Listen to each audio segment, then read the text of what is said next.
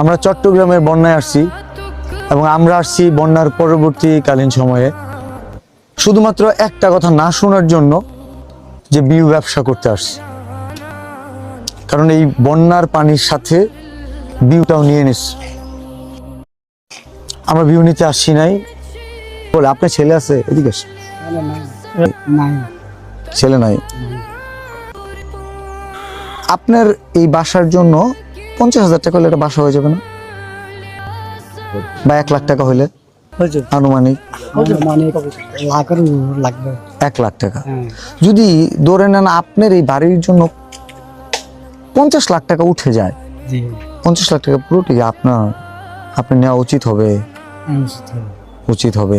তাহলে যে মানুষগুলোর বাড়ি আমরা যাইতে পারলাম না ওদেরকে তাইলে কি করব?